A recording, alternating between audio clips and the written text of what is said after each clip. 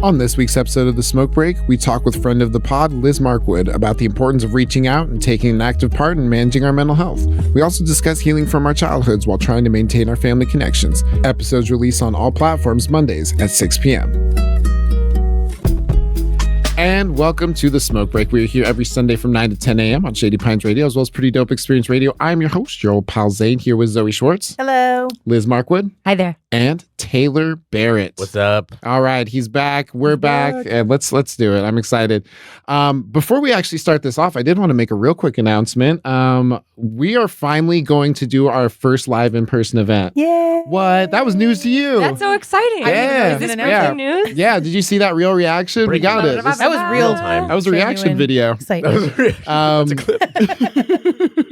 But Liz, friend of the pod, thank you so much for joining us. Thanks for being here. Thank you guys. This is great. Yeah, And thanks for coming back, Taylor.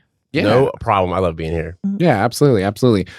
So we wanted to actually talk about the thing that we wanted to But did you tell the date of the live show? The day of the live show is April 29th, and this is very disconjointed, and I appreciate your patience. It's April 29th. We're going to have Amanda Lynn Deal. We're going to have Kyle Adams. We're going to have Larissa Birdseye. Wow. Yeah.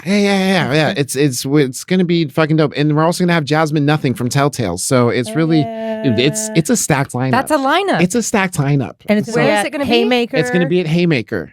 I'm not good at announcing North things. I didn't know Portland. what time to do it or how to do it. No, that's super And it's awesome. gonna So it's be- going to be on the 29th. That's this month? Yes, the April? 29th of this Saturday, month. right? Yes. We're going to And 9 release days the after poster 420. tonight. What time Yes. is it going to be at? It's going to be doors are at 2, starts at 3, finishes at 5, hopefully. Oh, this is going to be a nice little spring, this is like summer. Oh my Yeah. gosh. I love Flyer- Hailing. You guys can During buy the day? tickets. We'll be posting the flyer later today. Yes. Yeah. Yeah, That'd be it'll awesome. have the address. But this it'll is have the time. pre-recorded, so you won't know about it. Yeah.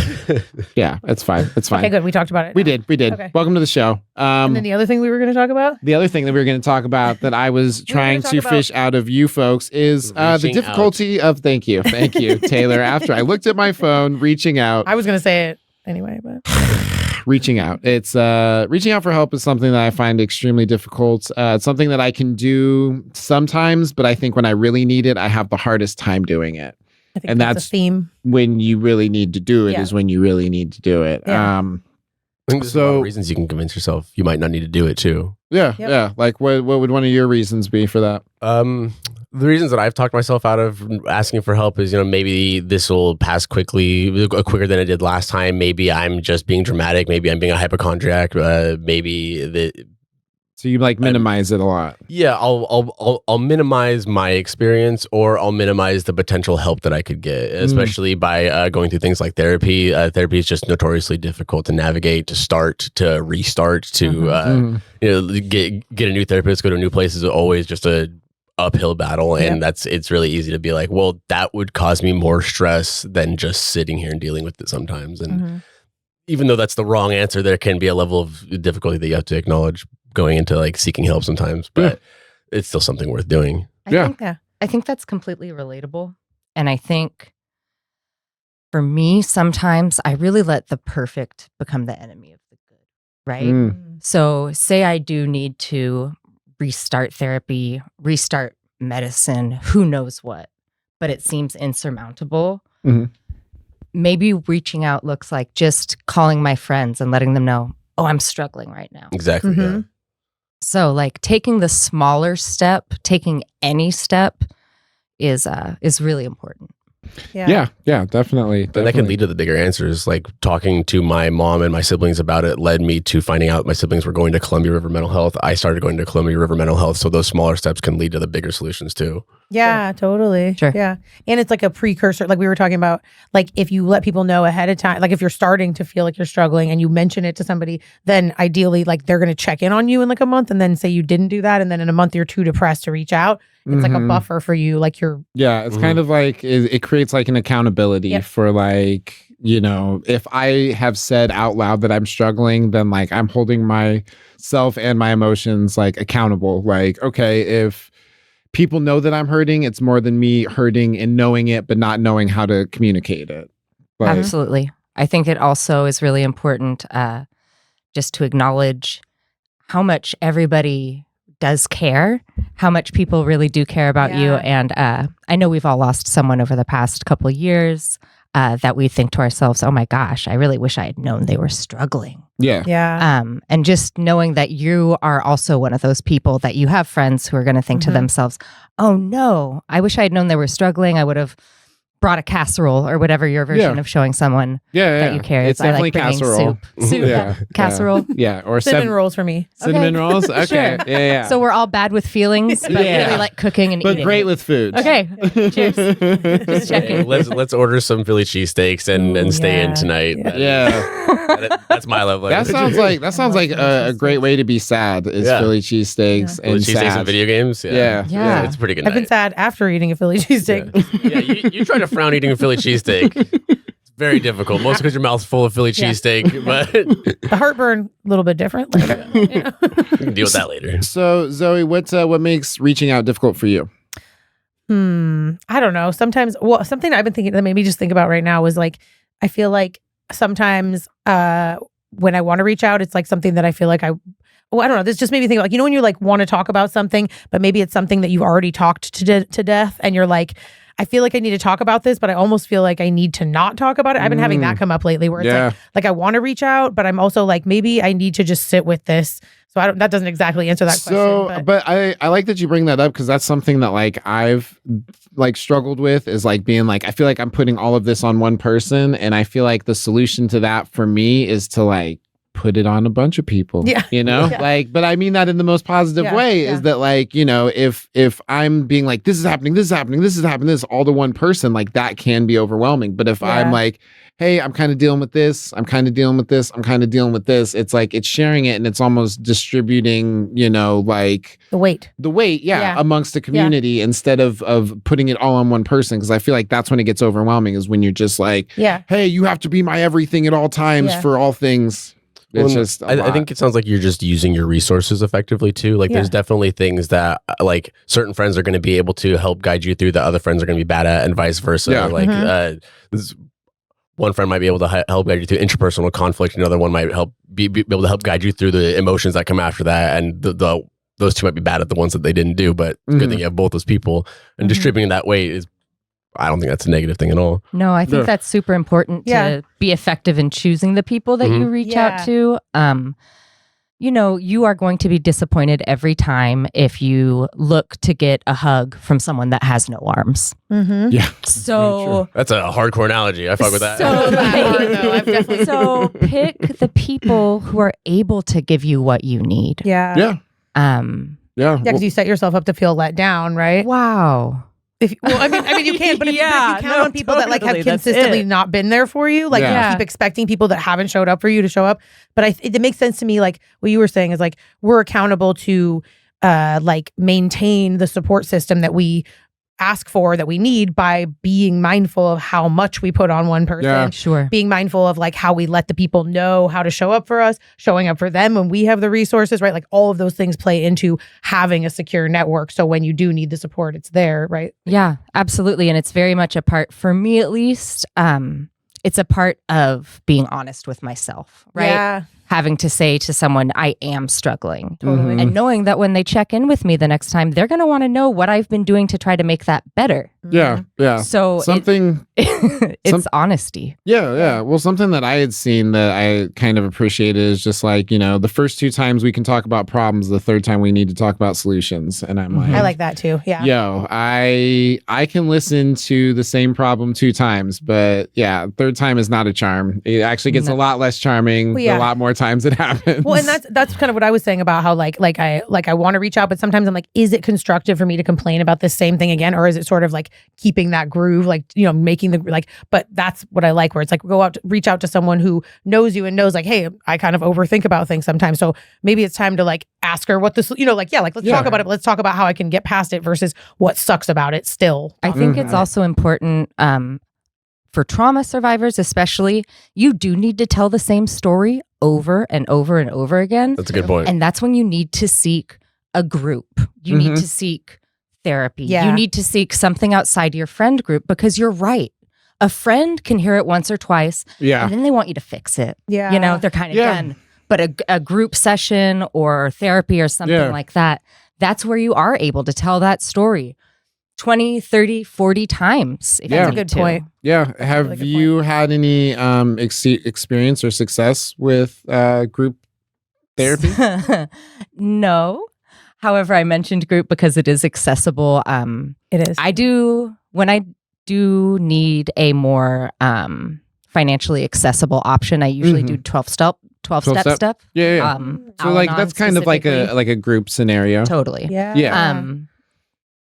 And I also have utilized like local sources like Planned Parenthood actually provides mental health. Really? They provide access to mental health now. I didn't know that. That's It's amazing. incredible. That's really cool. Yeah, they also helped sign me up for OHP, which is how I get my mental health access now. Oh, Yeah. So, No. I think it's a really important place to offer mental health help too, because the people that end up needing that as a resource probably also need mental health help for the things that they're going to adore Planned Parenthood for. Planned Yeah, Parenthood. right? Adore Planned Well, and it's Parenthood. acknowledging the connection between our bodies and our minds in a way that like a lot of medical places, yeah. physical, They're usually medical- very Well, they are disconjointed. primarily a cancer prevention organization. Primarily, they prevent cervical cancer. Yeah, totally. Yeah. And so, in the terms of prevention, providing mental health access makes total sense. Yeah, totally. Yeah. I'm curious, kind of like as a group question, how would you feel about like not necessarily in-person resources? Like I think there's a lot of benefit to going to groups that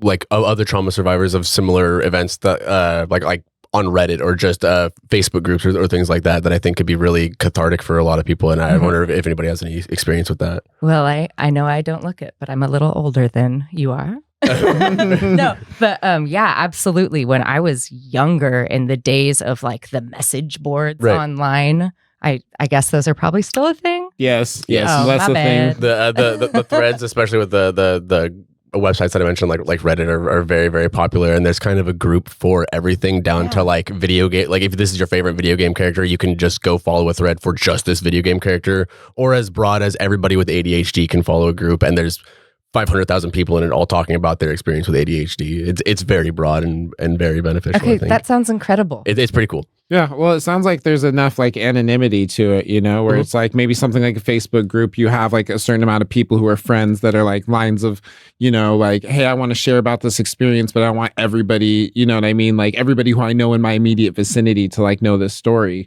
But as opposed to like something that is kind of like Reddit, where it's like, hey, I want to share this story out there and anybody can comment on it. Well, and it's also the same idea of, you know, for example, again, a therapist, someone who's just objective and really doesn't have a stake in the situation. Yeah, exactly. I mean, Zoe and I had a real like heart to heart when I first got here, and I'm like, oh man, this poor person that I like just met in person's just getting it all. I mean, I'm kind of like, I'm pretty, you know, I'm very comfortable with emotions. Yeah, so no, Yeah. it was I'm fine, sure I but- prompted most of it. I was probably like, let's talk about it. Come on. So how do Well, you didn't feel? lay it on me. I was like, tell me about his sister. Yeah. But there is something about someone who is outside of a situation and doesn't know. Yeah. Because Well- it helps gives you that perspective of like, oh, what I'm going through isn't as, I mean, unique, but in the sense that like you feel like you're alone a lot of the time. It's not isolating. Yeah. And to find a stranger being like, oh yeah, totally. Yeah. That's validating, right? Definitely. Absolutely. Definitely. Yeah, and the sense of community with online communities, I think, can be very, very strong. Just the presence of like, we're all going, the reason that we're here is because we've all experienced. We didn't get thrown together because we're all in the same neighborhood, so we're all in the same kindergarten class now. Like we're here because we're all experiencing the same thing. And it increases access to, I think a lot of online spaces have really like created spaces. Well, for it's like people that it's didn't free have too, them. because like, Absolutely. you know, it's not like the pay to play fucking programs where it's like, oh, you want help? It's gonna cost you. It's like, well, I'm actually struggling about my financial problems. Better And help, like, better fuck pay. you. Okay. Yeah, it sounds like you need to work harder. Yeah. It's like, oh, okay, it's fine. I'll just never get help.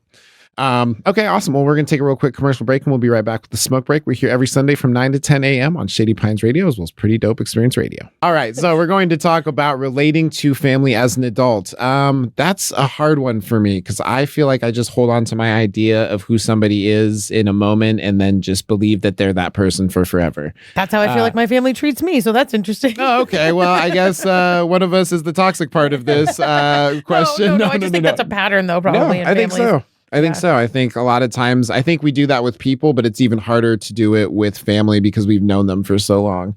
Yeah. So as far as you folks, is there anybody in your family that you feel like you have held an idea about that may not currently be true? I definitely always thought that I was so like my mother, that I was just like my mom, and that my father and I had a hard time communicating because I was so like my mom. I am exactly like my father. I am exactly like my father. Like, that's why we have a hard time communicating. So it's been interesting over the past couple years finding the things where I'm like, okay. Yeah. Yeah, that's interesting. It's like your perception of yourself was off base, like, right? Like it sounds like you were like, wait, and maybe like identifying with not being like your father is about something is too, it me? Right? Am I the baddie? No, just that like the idea of like of being associated versus not being associated, like they both mean something about like where you're at in your journey or whatever, right? Like, and I think a unique part of like relating to somebody, like you thinking that you're very, very different from your dad, and then realizing that you're so similar is like. The reason that you thought you were so different is because you were probably both struggling with the same thing. You guys are probably bad at the same part of communication or something along the lines of that. So you guys both probably butted heads with the exact same thing. And now all of a sudden you're like, oh, we were just both experiencing the same thing. Like I've definitely had a lot of experience like that with just like, especially having a kid now. I'm just like, oh shit, I get why you thought that about me as a kid. The great equalizer. Yeah. I guess like for me, I have this really hard idea that I have of my aunt of like, there was this time where somebody moved into our house. They were like old school Alcoholics Anonymous. So like they were very much like break you down, rebuild you. You will be a new person. You'll be born better. Very just like super toxic, tore my family apart. My aunt ended up kicking us out. Like, so, and it's like, but I also understand that like I have held that idea of her for a very long time, very unnecessarily. And it's like, it's not fair to her because it's like she wants to connect so bad. And I'm just like, no, I still think that you're this person. And it's like, super not helpful. Well, I mean, she may not be that person, but it may also not be time to reconnect. Like, you know, like you can they still both may be true. You can still need to have a boundary while also accepting that maybe that's about you now. Well, it's the fact that I know that she's not that person and that she was hardly that person in that moment. Like she was being manipulated, you know, and it's like the amount of like context that I have like for after the fact, it's just, I don't know what part of it has made it. I think it's, and this feels messed up, but it's like I feel like the reason why I'm not connecting and I'm holding that idea is because like I know that if I do let go of that idea, then it's one more person I have to call for their birthday. That's another date I gotta remember. I thought you were about to have some like big like realization or something that you were like realizing as you were talking, but really you were just being silly. The silliest. I thought you were gonna be like, wow, maybe this is really about. And I was like, we're having a moment. I couldn't figure. I was like, are you gonna cry? I thought is this the other episode where Zane cries? The last one. No, but I feel that, you know, that the reason. It's probably the birthday thing. I don't know. I think it's just like a fear of connecting. Yeah, for real. I think it's a fear of like letting down another person because it's like all the people I have in my life, I already feel like I'm letting down. And it's like to mend a relationship with somebody would mean to have a relationship I need to maintain. I was going to say it's to have to maintain the relationship feels like stress or that's another plate you have to keep spinning. Yeah, totally. Exactly. So have you had any positive experiences or stories of positive experiences with you connecting with somebody later as an adult? Yeah, I to combine kind of both those concepts, I had a really warped concept with my mom. I would view my mom as like the perpetuator of a lot of my suffering. And I came to realize that her and I were both primarily raised by my grandma. My grandma is her mom. And then when my mom was struggling, my grandma kind of took over and raised me. And I realized that my mom was perpetuating a lot of that because that's what she was raised to know. That's what she was, that's how she was treated a lot. That's all the kind of parenting techniques she knew. And there was a lot of forgiveness I had to have for my mom because there was like, she was suffering and very confused and she was alone a lot of it. And so like, yes, I'm still upset with her for a lot of the things that she did and or didn't do, but there's a lot of forgiveness that I had to have. And that created a good bridge of relatability between me and her. Cause through that forgiveness, she was able to relate to me a lot too and understand why I reacted a little the way that I did very often. Yeah. So what about you? Remind me the question again. That was me trying to cop out of remembering the question. I was just into what he was saying and then I forgot. The question is there anybody that you've reconnected with as an adult that maybe you felt disconnected from previous? I don't know about that, but I've had like friendships. Like I've had like friends that I was friends with for a really, really long time. And then like, say we both went through like a tumultuous relationship. Like I got out of one and she got back into one at the same time. And it was like we just really grew apart.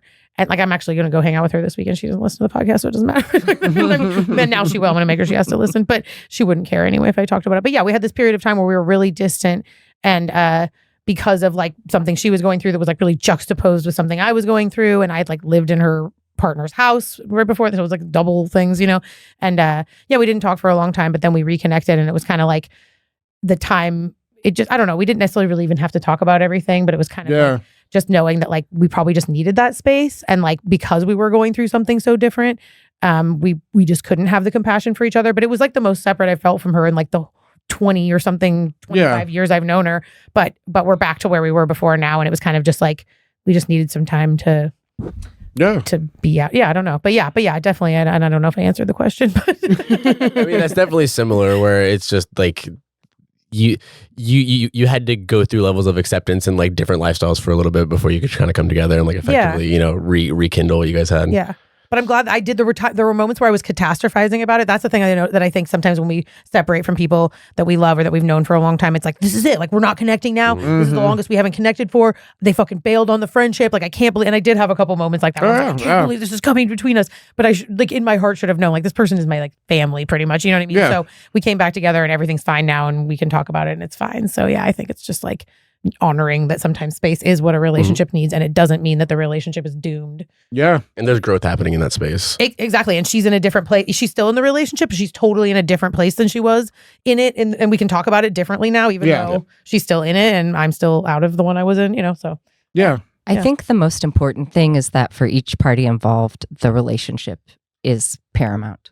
The survival of the relationship being paramount. If you both know that that's your ultimate goal, you can assume best intent, and you can always have us caring about each other and having this relationship be the most important thing. Yeah. It's like an agreed upon thing. We both want this, so we know that no matter what, like both of our moves are operating towards repairing and maintaining this relationship. Yeah. It's such a blessing. That's where my mother and I are at now, and it's just like because then when you do have something go wrong, it's a huge relief. End of the world every time. Well, we can disagree, and we're past the point where I see everything that she says as a judgment, and where she sees all of my responses as a defense. We're past that point, and we both what relatable? I don't have any relationships like that. Was there a catalyst in that, or was it just like over time you guys kind of just like slowly moved towards each other? Was there like a defining event or a conversation? I think life had just finally kicked both of our asses. I feel that. Got humbled, kind of. Yeah. We're just like, hey, we love each other, right? I need this person. I think also a large part of it is she lost her mother when she was 16. Her mom was 42. And, I grew up in California and I don't go back there much. Yeah. There's not a lot for me there. So I think she and I both at the same time realized that if we don't actively work to feed this relationship, it's an organism and it will not survive. Yes. And it's just it's important to both of us. It's really sweet. Yeah. Well, I mean, I think that like just understanding like the importance that relationship like has had for you in the past, let alone like as well as how it affects you currently, because it's like I was super close with my cousin, Sky Captain Chuck. Shout out to Chuck. Shout out to Sky Captain Chuck. Fucking love Chuck. Pilot? No, not at all. In video games, he is. In video games, he's a motherfucking pilot for sure. Yeah. But name? Yeah, might as well be. I've been trying to convince him, but we were super close when we were younger. But like at the same time, like I was very much concerned about like coming across cool, and he was very much autistic, so he wasn't concerned with that. And I was trying to shape him into, hey, well, you need to do this so that way we can go to the parties. And so that way, and I'm like literally just crushing down this person's personality. And as I got older and realizing that is what had happened, I hated myself for it. I was like, man, you really like just took it out of this person, like everything that made them. And it wasn't until like we kind of got older and we talked about it and we're just like, hey, like I was coming from a really gross place back then. And I'm really sorry that you were affected by that. And he understood and we were able to have a conversation about it. But it wasn't, there was a lot of guilt, I think, and shame that came with having not talked about it or just feeling bad about it. Mm-hmm. So, yeah, is there anything that like I feel like, is there anybody who has come to you later and apologized? I've had that happen. You've had that happen? I actually, you made me think of, I had a thing with a really good friend one time where like we stayed friends, but we'd been friends since high school. And there was some like dumb shit that happened in high school that we never really talked about. And it was like, and then there was something from like a little bit after that when we lived together and we first moved like to California together that she was in, and they were both like legit. And then we went like a couple years ago, we had this like wild trip together and we ended up like having it out on the trip. And it was like, both of us were just so ready to be humbled about the thing that we had done that there was no, like, it was like, oh my God, I'm so sorry. I didn't realize that affected you that way or that I was being that way or like, yeah, I totally get it. You know, and it was just like this, like, it was like, we just like evolved as friends. We had this like amazing, like, we just had it out. We were both totally ready to say sorry and understand how it impacted the other person. There was no defensiveness. Yeah. And then we were like, why the fuck did we wait so long to have this conversation? Like this stupid elephant in the room for so long. We've been friends for like 20 years. Yeah. And we were like, we are so good. We were like so proud of ourselves. Like, I mean, I want some of that. We talk about it every once in a while. Like, remember we went on that trip and like it was just like a wild trip. Like her brother went to prison and we had to like try to gather all of his stuff. So it was just like a wild trip. And we were doing all these wild things. And then we managed to have fun and then also like bond over these like bad things that had happened. It was like a mid-2000s movie. It was really fun. Yeah, it was an indie movie for like prison road trip. We called it Kristen and Zoe's ultimate adventure. What was it? Infinite playlist. It was one of those. What's the one? You know, Bill and Ted's Excellent Adventure. Excellent Adventure. We called it the Not So Excellent. I'm already writing 3 scripts. I don't have room for a 4th. God damn it, Zoe. Not So Excellent Adventure. There was a B&E involved. I'm not going to talk about that. But it was stealing back something that was stolen. You know, just making it better. It was like somebody like we were stealing things that were stolen back. It was like we felt like we were like Robin Hood vibe. You know, like, this is a movie. It was a good one. You guys. Yeah. This is all allegedly for the movie that we're making. But but we bonded. Yeah, no, but yeah, it was one of those ones where it was like a bad thing, but such a good thing came out of even the bad things that happened between us. Yeah, and we were just like bummed that we had, but it was probably the perfect amount of time in order for us to be ready to humble ourselves because maybe we would have talked about it sooner. Be able to apologize. Like, I'm not gonna do that. Yeah, you know, like. Yeah. What about you? Has there been anybody like any instances where like somebody's come back and apologized or maybe you yourself? Yeah, absolutely.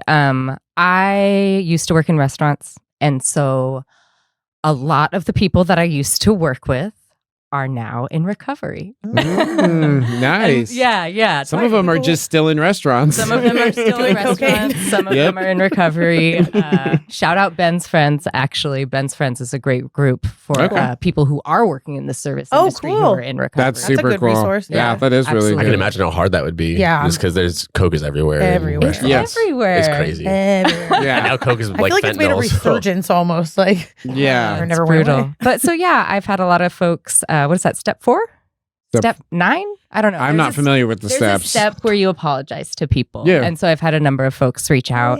Okay. Which is, interesting. Yeah, I was gonna say, is it fulfilling what you're looking for? Yeah. No, or you're like you're just doing a step, and this is the one that you have to do. So you know. Yeah, it's some of them it is really fulfilling, and it's been great to talk to, and some of them They're like, this is step 7, and now I have to do it. Yeah, so. Like reading a script, they're like, I am sorry because and you're like, okay. Do you feel better now? Yeah. I had someone reach out to me once and say that they really needed to talk to me because there's stuff they still needed to work out. And I was like, I'm cool. Yeah. It's like, you want to work it out for you. And I knew that a part of the program is accepting when people say, I'm cool.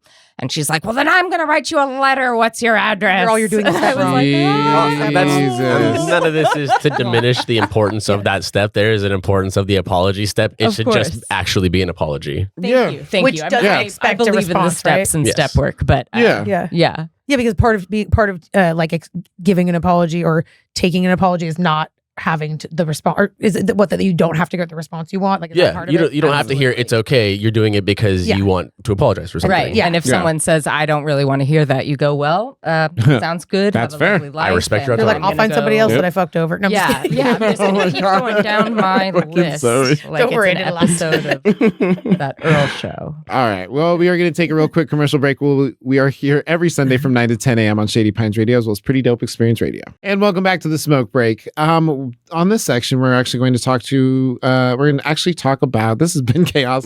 We are going to talk about getting on the same page, which we are all collectively trying to do. But I feel like it's something that happens just in interpersonal relationships, where it's like you have to, if you both aren't agreeing on a shared reality, then you can't really move from there. So what do you think is something that is helpful for you to get on the same page, or to check in to see if you're on the same page with somebody? Maybe like intentions, or like goals, or intentions values. and goals. I don't know, kind of like what the intention behind what you're both doing is, or the end goal. Yeah. Be a way to like check in. So like, why do you think goals are important?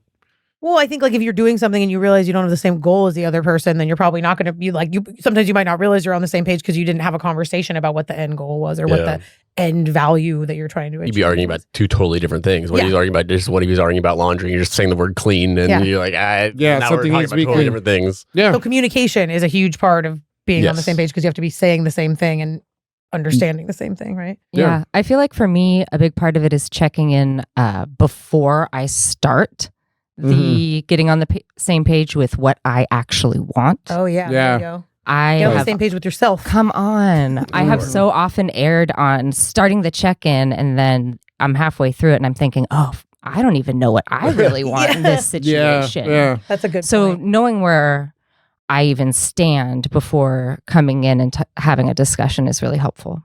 Yeah, no, I think like making sure that you yourself know what you want, and then like what is your reality, let alone what is your shared reality. Like if you don't know what it is for you, what the truth is for you, then it's even harder. What about you, Taylor? Landing on the same page is really important, especially for like conflict resolution for me, because we need to, like you said, have a shared reality. We need to be agreeing on the facts before we can like make any progress, at least for me. And I've noticed that this is an extremely, extremely common trend with people that are seeking an autism diagnosis as an adult, which is something that I'm actively trying to do. But it's a very complicated process for adults, very strange. But a lot of times when we're trying to land on the same page and discuss an objective reality, it'll come off as extremely argumentative. And there's a lot of times where I have people like addressing my tone or addressing the fact that I'm being argumentative or aggressive. And it's not, I can't even conceptualize that I'm doing that, because I'm not doing that at all, but I'm rubbing all these people the wrong way, and then I'm frustrating these people, and that's confusing, which makes me frustrated. And now it just kind of spirals. And I've had to navigate getting onto the same page with other people very carefully, because there's always that weird barrier in between, like the misunderstanding that I've had to navigate, and it's been very difficult. Yeah. Well, that's interesting, because I feel like stuff I've learned about you from like previous episodes that we did together before, Taylor, that feels like an evolution of like you understanding yourself, because I feel like you've talked about anger before, but I feel Definitely. like that's interesting. I just appreciate you sharing that, because I appreciate you noticing that. Yeah, like to me, it adds to like what I learned about you the last couple of times we did episodes together, that you're realizing that maybe it's connected. Yeah, that's really interesting. It's definitely connected somewhere in there, because I've noticed that confusion makes me more frustrated than anything. And being frustrated is the quickest thing that will warp my tone of voice, and it's just a quick slope up. And that can, me not being frustrated sounds frustrated, so me actually being frustrated sounds straight up mean. Wow, I identify with that. I feel like I identify with that difficult. too. Yeah. I feel like sometimes people think I'm like being really aggressive, and I'm like, no, I'm just so frustrated because I don't feel like you're understanding. Exactly. Yeah. I had a dime for every time I said that phrase. You know? Yeah. Well, I think like a lot of frustration comes from feeling like you're not understood, where it's like I'm frustrated by like the thing that's upsetting me, and by the fact that you don't understand what is upsetting me. Like, inevitably, that's what gets my tone the worst, is when there's something that's very important to me, and there's someone who's very important to me that I'm trying to talk about it with. Yeah. And I'm not able to communicate.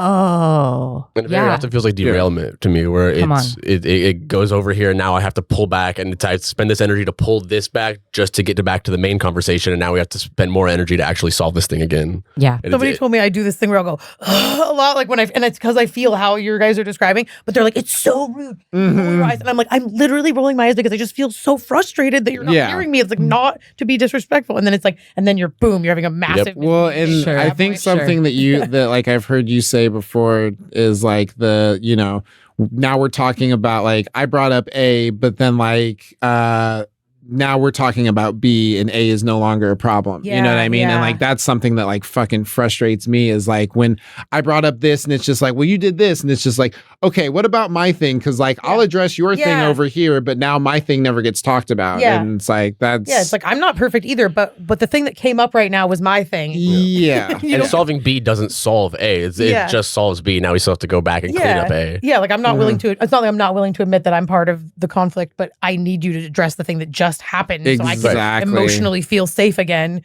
To have that conversation. I think that's a really like because I feel like a lot of derailment and like just invalidation, it's like I'm not saying that the thing that you're saying isn't a problem. I'm saying that like I brought up a problem. Let's talk about that one, and then we can talk about how I talked about it, but otherwise, it's just we're talking about how I talked about it, and now the thing that I fucking was upset about is gone. I was like, you're being anti-Semitic, and they're like, you're a bad communicator, and I was like, can we talk about the anti-Semitic? That sounds like a specific example. I was being specific. Yeah, you're right. I was being anti-Semitic, but I'm sorry. And the real problem is you're a bad communicator. Yeah, exactly. Now that we've solved for A. Yeah, I was like, no, I don't. This is like a Facebook post when you make it like the only person who knows what you're talking about is the person who said it. Yeah. You're like, everybody doesn't know what you're talking about. We know you're mad. Hey.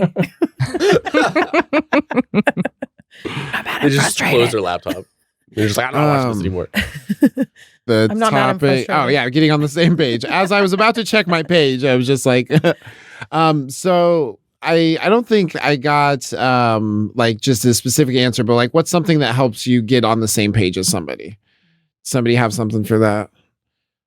For me, it's it's really simple. I've started replacing the word "but" with the word "and." Okay, I got the word "but" turns people's heads off. Yeah. It brings defensive up. Somebody told me that it negates everything that came before. That's what I'm talking about. That's why "and" is like, that's that, and also this. So it really helps me to address things with someone to replace the word "but" with the word "and." Yeah, I think that's really helpful. They say in social work, yes, and. Yeah. It's a yes social work and improv. Yeah. Maybe it's not just in social work. Yeah. You're like, maybe I confuse social work and improv. They just said it a lot in school. It was like, yes, and. Like, it's that and it's this. The same people do both. Yeah. Yeah. Probably. Well, I think that being open to like two things being true is like what allows two people to find a shared reality. Yep. Like there you go. If one definitely has to be it, then that negates the why the other person ever thought that it was part of their reality. So it's like I think just agreeing that like both people can be right, but not, nobody's entirely right, and it's what we agree upon, I guess. One thing that it's always frustrated that this doesn't. I feel like it's never worked for me, but I've tried this plenty of times. Definition of insanity is trying the same thing, getting the same results, but like acknowledging that we're both frustrated. Like me and this person are both frustrated, so it's like we at the very least are experiencing the same emotion. So there's a level of empathy that we can experience for each other because we're both frustrated. So they're like, whether that's me acknowledging that you might need a break, me acknowledging that you might need a hug, me acknowledging that you might need to just get this sentence out of your head or something while I listen. Like there's the bare minimum a level of empathy that we can have for each other because we're both frustrated. Yeah. I like that. I like that too, because I think it humanizes the other person, because Absolutely. I feel like when you're not on the same page, it's because you think that the other person not only thinks differently, but is doing it with like almost malicious intent. You know, it's like they want to think differently because they want to be fucking contrarian and fucking be a goddamn problem. And it's combat, just like, and they're trying to be Sun Tzu, and I'm like, no, we're trying to problem solve. Yeah, it's like, I just want to share what I thought. I don't need to, it's not a I just like to, You don't need to strike first and throw dirt in my eye. Like, we're good. Let's get through this. Yeah, I think being able to just kind of like humanize people and just believe that like we're both trying to, and that kind of goes back to the goals and values of like, if we're agreeing that our goal is to share this information and for both of us to feel understood, like anything that's not that is getting in the way of that. So it's very much like set up the goal. The goal is to communicate this. Okay, everything that I say from here on out is to do that. Raising my voice is not communicating that. Therefore, it's not directed at that goal. So yeah. So it feels like communication is the theme around like being on the same page, is making sure that you're having the same conversation and transparency. Yeah, totally. Yeah. What role do you think transparency plays, Liz?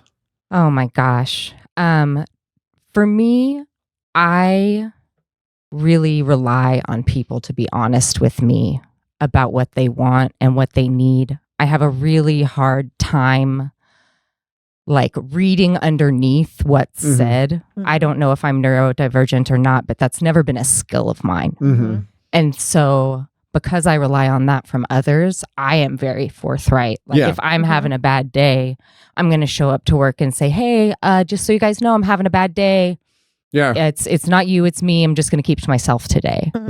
So, I do think that the communication and the being forthright about what's going on is really important. I definitely relate to that, where it's my struggle with that has come from, or like has turned into, I guess, like feeling like I'm putting too much on people, like walking to work being like, hey guys, I'm having a bad day, and they're just like, what the fuck is up with this weirdo? Like, I've definitely had that. I've had that, like both sides of it, where I'm just talking like, about his feelings. Well, it's like I've wanted to share and been like be that transparent person, but it's like, for example, I just got a new job. I got a new job in mental health. I'm like, sweet, these guys will understand. They do not. They do not. They don't care. They don't want to hear about your shit. They hear about everybody else's shit. They're very much just like, put your head down. Yes, we tell people to express themselves. We mean the clients. And I'm like, but at the same time, I value transparency more than I value not being the weirdo. You know what I mean? So it's like, I'm still going to be the weird, transparent person if those people interpret that, hoping that somebody doesn't think that that's weird. And now that's the person that I can talk to. But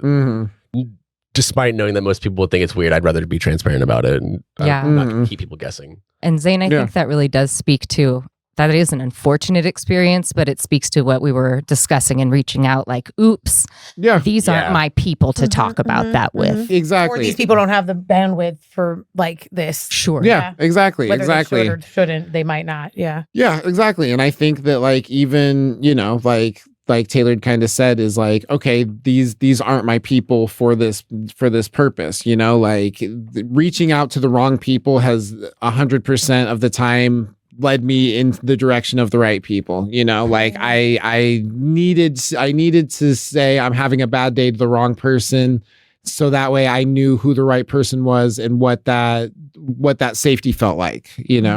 And I've been surprised before too. I've just kind of been like, I'm having a bad day, and some coworker that I would never expect to be intuitive would be like, well, do you want to talk about it? Let's take a 30-minute break and smoke a cigarette or something. I'm like, of all, like, where did this come from? And I think you have to try it enough times to accept that you might be surprised, and accept that you also might not be sometimes. That's okay. But I think being transparent is important. Yeah, no, definitely. All right, well, we're going to take one more quick commercial break, and we'll be right back with the smoke break. We're here every Sunday from 9 to 10 a.m. on Shady Pines Radio, as well as Pretty Dope Experience Radio. I'm your host, your old pal Zane, here with Zoe Schwartz. Hello. Liz Markwood. Hi there. And Taylor Barrett. Hello. Excellent. So we are going to wrap up on the cheeriest part of the smoke break. This week, speaking about anger. Anger, mate. Pew, pew, pew. I'm super mad. I'm super mad. Yeah. So anger is something that I haven't really had to deal with for a minute because I was dealing with the thoughts of paranoia, but we cleared those up. So now I'm back to my base emotions of being fucking frustrated with everything that's not me, and then me too. So that's cool. The male condition. Yeah. I'm a man. No. Those are my impressions. I don't do impressions. That's what guys do, right? Grr, football. Grr, football. It's a good example. So anger, that's something that I feel like as somebody who struggled with bipolar, I know a little bit about anger, know like flashes of it. How do you feel about getting mad at stupid shit? Like small stuff that you're just like, this shouldn't bother me as much as it does. That's the shit that gets me the most mad. I feel like a lot of the time is the dumb shit. Yeah. Like getting your pocket caught on fucking doorknobs and shit. Oh my God, don't you? Getting Taco Bell hot sauce on your shirt on the way to a podcast. Yeah. Wearing a white shirt and being like, I'm going to get chocolate on this. For me, I'd say that's a really good litmus test of like how my mental health is doing in general. There That's you a good go. point. Because I'm That's a great normally answer. pretty good at looking down and going, classic Liz. Yeah, exactly. Of course that thing went wrong. yeah. Yep. But Girl, if mustard. something super small makes me just want to light things on fire, Mm-hmm. I'm like, something's going on here. I need to talk to somebody. Yeah. Yeah. So that's a really good like little red flag for me. Yeah. No, I think that's a really good way to think about it is basically just being like, are the little things getting to me more than they should? All right. I think there's That probably means a bigger problem. Yeah. Like I'm When you probably road letting. rage, Yeah. that's one that I noticed. Like if I get really mad when I'm driving, I'm like, all right, so chill out. Yeah. My grandpa's Yeah. the craziest road rage. Like, I would try to tell my mom like, he needs to talk to somebody. He got some fucking issues that aren't just road rage, and he's like, no, Yeah. he's just a mad driver. Like, You're all, I think he's mad about some other stuff. yeah. Yeah. Have you talked to grandma? I think he's mad about other shit, Yeah, dude. Yeah. No, but it's like when you have a meltdown. When I was in school, I had like more meltdowns than I've had in like, and it was like literally just like something like I just spend too long focused on something and then I get frustrated and I just, instead of taking a break, I'd like keep trying to figure it out, and then before I know it, I'd be like, oh, like crying. And I was like, yeah, but I was not doing great with That my happens mental when you- health throughout Yeah. that because I was like by myself. I was isolated. I was in school. Well, I feel like anger and breaks, they just don't go together. You know, Yeah. like if you're angry, you're like, fuck a break. Yeah, you you're know all what I like, mean? keep Fuck a working. break. I'm gonna work through it. Yeah, and I'm like, throw that shit Especially at if the you're the type to wall. persevere, especially because then you're just like, no, I can work through this. I got this. Like, I need to show myself that I can work through the hurdles and the difficulties That's of how it. I get, yeah. And then it just kind of hits you like a brick. Sometimes Yeah. you're like, I'm sad now. Yeah, And like, that I'm happened so with us. tired. This out. Yeah, that happens with me so fast in music. Like if I can't find a riff that I'm looking for, I just boil. And Zane had to call me out on it. He was like, "Hey, you take a break for a little bit." And I was like, yeah. "Cool, I'm gonna go smoke. Bye." Yeah. You're all right. I am angry. Yeah. So what about you, Zane? Let's see. What was the question? Oh, I don't know. Did you do what I did? Yeah. Where you're just like, hey, so how does that for No, I just you? was like wanted to know, about anger, about how like, what was the question? I think I don't remember exactly what it was. We were talking about the little things. Oh, yeah. The little things. Oh yeah. So yeah, no, I had like today I went down to the vape store. I went to go buy some vape juice because I'm cool in the space wizard and I'm a cool space wizard. Somebody said that, and I don't think they were from space or a wizard. But so yeah, no, I went to go fucking get the I went to go get the vape juice. Got there, I realized I did not have my card, and I was very fucking mad. And I was not only mad, but I was mad without nicotine. And the thing so it was like one of those compounding where it was like it was one small thing that kind of just became this thing in my stomach that like just started boiling, and I'm just like, As someone who works at a dispensary, I have seen that anger. yeah. Where it's just like, no, at the end of this, I'm going to feel better. Girl, I And then need you're to like, get no, there's 3 more steps before I feel better. And one of the people is just like, here, you can have one of the pods because I know how much that sucks. They're all because you look like you're about to cry. Because you look like you're about to cry and you're crying currently. You're all cool. I'm gonna cry on the way home. Yeah, and I'm gonna smoke this. and I'm gonna smoke this. So he gave me the pod and I filled it up, and I like the reason that I told him I was even going to go get new pods is because all of them taste fucking fried because of the like the juice, and I fucking put the juice in there and I let it sit, and guess what? You can guess it tasted fucking fried. So it was like the stuff that I had waited to get finally got, and then I was like, oh my god. Yeah.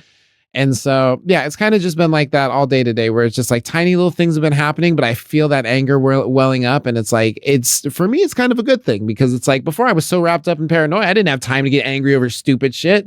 But like now that I'm back, I'm like, oh yeah, this is something I need to regulate because this was a problem before. Like, So I saw you kind of putting your hand by your stomach. I'm kind of curious for everyone. Like if your anger looked like something, what would it look like? I have tried to visualize this. Like I literally visualize myself like talking to my anger and like These are like therapy techniques for sure. yeah, Are absolutely. they? Yeah, totally. Oh, that's so fun. And I always viewed it as like a like a scribbled silhouette of myself. Oh, that's good. I And pictured me with like a flame around my head. Okay. Yeah. Okay. Just me with bigger hair. So I was curious because mine is like a Eye of Sauron, Mm. where that's my raw. diaphragm should be. What is that? How wrong? I don't even know. It's What Lord of the Lord of the Rings. Lord of the Rings. Oh, I'm it's not- its 20-year anniversary. It's going to be back in the theaters. Oh shit! How'd you If change? you watch Ninja Turtles, Yeah. you know Krang. Yeah, Yeah. here's the brain right there. It's like that, but it's just a big eye. Oh, okay. Wreathed in flames. Yeah. Oh. And he controls an army. And Is it like your third eye, but it's in your solar plexus, kind of? It's just Yeah, like your a diaphragm. fiery eye made of anger and ill will. Yeah. Yeah. Malice. Just pure malice. That's Okay, it. okay. Yeah. Yep. Thank you. There it is. Sweet. We're gonna have to put that up during the yes. That's that my in my anger. stomach. Yeah. That's my anger. No, I mean, where do you feel your anger when you do feel it, Taylor? It feels like it's on. It's kind of hard to describe because it almost becomes like an out of body level to it. That's why I Like disassociate from. yeah, it's very like That's a very derealization. dangerous thing to disassociate. It's- like, well, it be feels out of like your a body when you're as a fucking wrecking ball. It feels safer because I think that's why sometimes like I'm also diagnosed with intermittent explosive disorder. And I think that is part of it because that it crosses a threshold that my brain's just like nope and fucking checks out sometimes. Mm-hmm. But I've gotten a lot better grasp on it. But it's it still fucking exists. But like it doesn't. It feels kind of like it's on the outside of like my skin, and I can feel it. Like not like oh there's like bugs on my skin type of shit. Where it just feels like I'm getting like nervous before a show type of thing. Like I'm about to have a performance in front of 100 people, and now I'm like oh I'm nervous, but it's just I need to go. this Yeah. ramp up type of feeling. And, Yeah, the adrenaline. and I think that's also why the vision like when I talk to my anger, it's like just black scribbles. You know what I mean? Because it's not like this fiery engulfing. It's just like this like peeled back disassociation side of me. Disconjointed version of you. Yeah, and I think part of that is I voluntarily separated it from myself, but it's also still like tied to me. It's like fucking Dark Link or Peter Pan's shadow. You know what I mean? It's still part of him. That's good. That's good. I really like that analogy. Yeah. Yeah, yeah. What about you? When you feel anger, where do you feel it? I get physically hot. I Ooh, get physically very, very Same here. hot. Like take a cold shower, put my head in the freezer, step outside in the winter hot. Mhm. I've got a very strong temper. So like if we're ever in a disagreement and I turn around and leave the room like maniacally laughing, just let me go. Just oh no, I really- if any woman walks away from me laughing maniacally, I just let them go. There's You're no all, like okay, mama, you no, only need come to tell me back. once. Yeah. No, but like Tell me what you're thinking. I don't want to know. I don't want to know. No. I get really hot. I get funny. physically very hot. Yeah. Okay. Okay. I feel like I can relate. Yeah, I feel like I get like a wave of heat over me too. I'm like, I say that, I'm like, I can feel when I'm getting hot, and I feel it like in more than one way. But yeah, I get hot and I get like a tight chest. Ooh. yeah. Yeah, like I'm just like, like I'm yeah.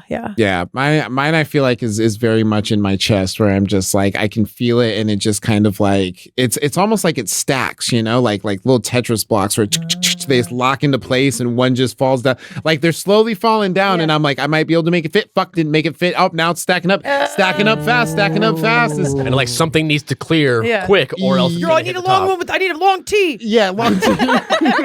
There's not enough room to flip it. You're like, Yeah, I'm just panicking. Has anybody seen and then I just say Tetris? fuck it and just start dropping blocks. Yeah. I'm just Yeah. like Yeah, that's the You're self-destruct all mode. stacking yeah, up. self-destruct Push mode. down. Yeah, A quick side. Has anybody seen Pro Tetris? no. It's fucking crazy. Is It's somebody held the title for like 20 years, and some 17-year-old destroyed it out of I can't nowhere. even imagine what that Pro would be like. Tetris is crazy. Pro Tetris is fun. I had it on my phone Anyways. recently because I was like, why don't you just bring back Tetris? It's Yeah. fun. It's a fun game, It's but it's really like fun. when you watch, you're just like, I don't even know. When you think about anger, you can definitely think about mine Yeah. as a Tetris game. That's funny, Zane. I like that. That's a good. It is a really good visual, analogy.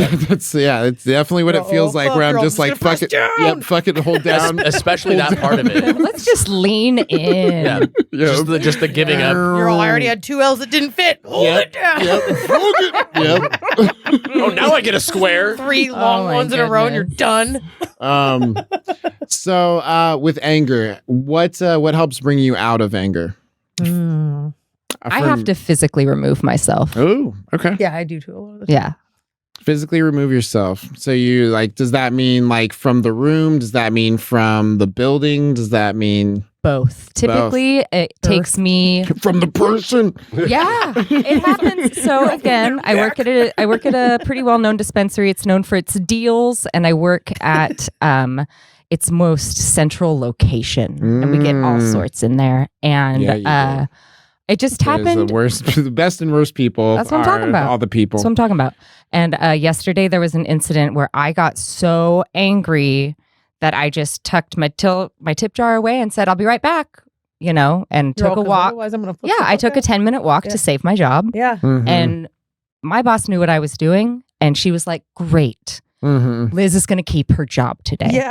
Yeah, exactly. And I think that like that the jobs and friends holding space for you to walk away long enough to cool off, like that's the thing that has saved all of my jobs and all of my friendships. The only jobs I've ever lost, and the only friendships I've really truly lost are times where like either of us didn't have the space to just be like, we'll come back to this. Yeah.